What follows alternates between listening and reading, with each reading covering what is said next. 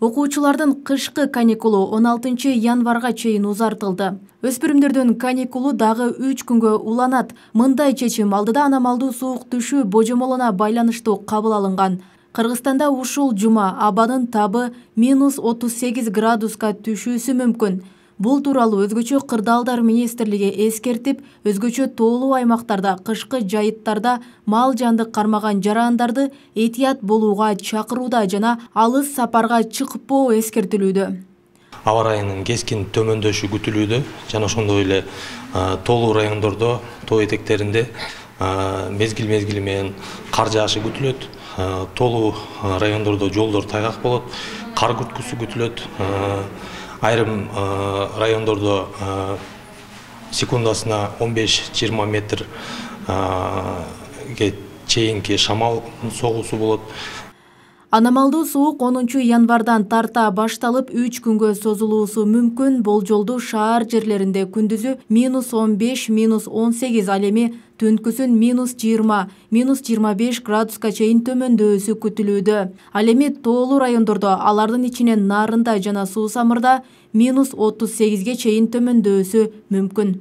Эскертүү иретинде дагы кайрылып кетет элек, ошол кышкы убактагы алдын ала белгиленген эс алууларды кийинки күндөргө жылдырып турууга жана ошондой эле кандайдыр бир зарыл жумуштар болбосо узак сапарга чыгууга өздөрүнүн иштерин аркага жылдырып турууга суранат элек. Эгерде узак сапарга чыгышкан болсо, анда дайымкыдай эле автоунаа жолунда, автоунаалардын аралыгында 500 метр аралыкты сактоо жана ошондой эле кышкы маалда керектүү болгон эң керектүү шаймандарды дайыма жанында алып жүрүүгө жана ошондой эле өздүк унааларды кышкы даярдыкка келтирип, андан соң сапарга чыгууга сунуштайбыз.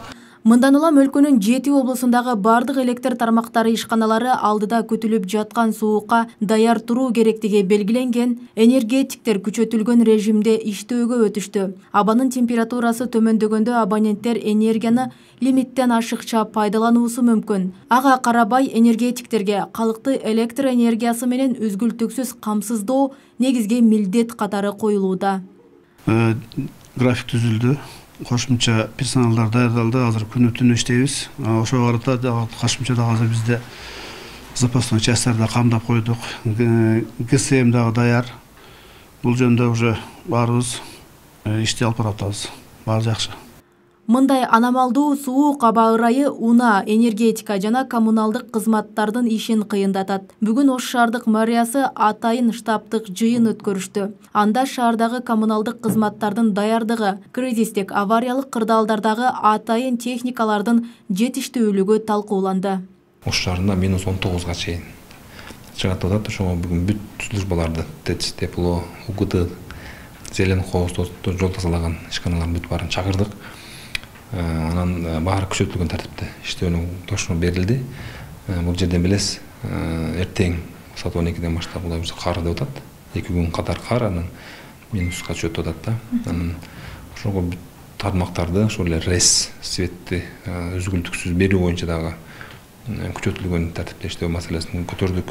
Негизинен Кудайга шүгүр биздин службалар даяр, кумдун, туздун запасы жетиштүү. Ал эми ТЭС жана Токтогул ГЭСинин жабдуулары күнү-түнү кызматкерлердин байкоосунда тургандыгын, кышкы катуу сууктан чыгуу үчүн бардык ресурстар бар экендигин айтышты. Токтогул суу сактагычында бүгүнкү күндө 10,7 миллиард куб метр суу бар экендиги маалым болду. Секундасына 166 куб метр агып кирип, ал эми 566 куб метр чыгымдалып жатканын билдиришти. Роза Акматжан кызы, Жылдыз Кадырбаева, Ош ТВ.